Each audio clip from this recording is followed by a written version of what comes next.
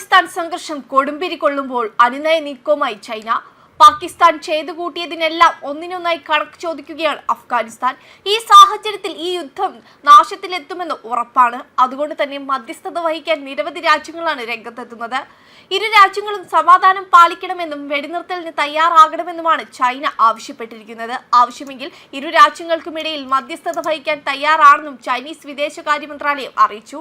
ഉടൻ തന്നെ വെടിനിർത്തൽ പ്രഖ്യാപിക്കണമെന്നും ചർച്ചയിലൂടെ തർക്കം പരിഹരിക്കണമെന്നും ചൈനീസ് വിദേശകാര്യ മന്ത്രാലയ വക്താവ് വാവോ സൂചിപ്പിച്ചു. പാകിസ്ഥാനും അഫ്ഗാനിസ്ഥാനും തമ്മിലുള്ള സൈനിക ഏറ്റുമുട്ടൽ വർദ്ധിച്ചു വരുന്നതിൽ ചൈന കടുത്ത ആശങ്ക പ്രകടിപ്പിച്ചു. ചൈന സ്ഥിതിഗതികൾ സൂക്ഷ്മമായി നിരീക്ഷിച്ചു വരികയാണെന്ന് മാവോനിങ് അറിയിച്ചു.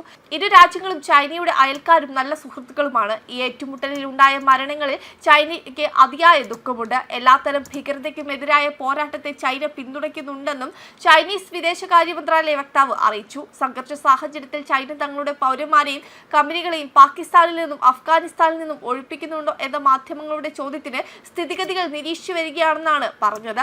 ചൈന തങ്ങളുടെ പൗരന്മാർക്ക് ആവശ്യമായ എല്ലാ സഹായവും നൽകുമെന്നും അവർ വ്യക്തമാക്കി.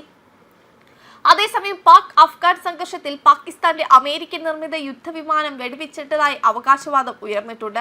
F-16 വിമാനം വെടിവെച്ചിട്ടതായാണ് താലിബാൻ അനുകൂലികൾ അവകാശപ്പെടുന്നത്. ഒരു വിമാനം കത്തിയമരുന്നതിന്റെ വീഡിയോയും താലിബാൻ അനുകൂല അക്കൗണ്ടുകളിൽ നിന്ന് സമൂഹ മാധ്യമങ്ങളിൽ പോസ്റ്റ് ചെയ്തിട്ടുണ്ട്. അതേസമയം ഈ വീഡിയോയുടെ ആധികാരികത ഇതുവരെ ഉറപ്പാക്കാനായിട്ടില്ല.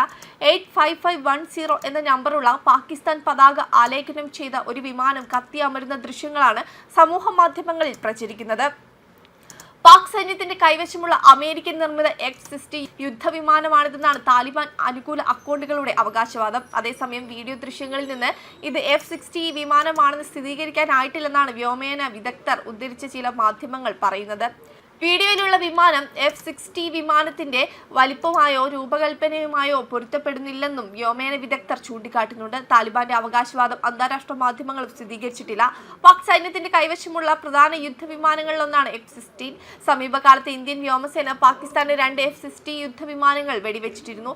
അതിനിടെ പാക് അഫ്ഗാൻ സംഘർഷം രൂക്ഷമായി തുടരുകയാണെന്നാണ് മാധ്യമങ്ങളുടെ റിപ്പോർട്ട്. 133 താലിബാൻ സൈനികരെ ഏറ്റുമുട്ടലിൽ വധിച്ചതായാണ് പാകിസ്ഥാന്റെ അവകാശവാദം. 55 പാക് സൈനികരെ വധിച്ചതായി താലിബാൻ അവകാശപ്പെട്ടു.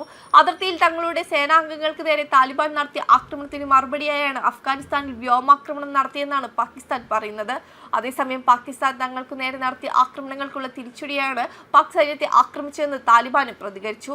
ഇരു രാജ്യങ്ങളുടെയും അതിർത്തിയായ ഡ്യൂറൻ രേഖയിൽ പാക് സൈന്യത്തിനെതിരെ അഫ്ഗാൻ കടുത്ത ആക്രമണങ്ങൾ നടത്തുകയാണെന്നാണ് താലിബാൻ വക്താവ് സബീഹുള്ള മുജാഹിദും അറിയിച്ചു. ഇസ്ലാമാബാദിൽ അടക്കം നടന്ന സ്ഫോടനങ്ങളിൽ അഫ്ഗാനിസ്ഥാനിലെ സായുധ സംഘങ്ങൾക്ക് പങ്കുണ്ടെന്ന് ആരോപിച്ചാണ് പാകിസ്ഥാൻ അഫ്ഗാനിസ്ഥാനിൽ വ്യോമാക്രമണങ്ങൾ കടുപ്പിച്ചത്. വെബ് ഡെസ്ക് കർമ്മ ന്യൂസ്.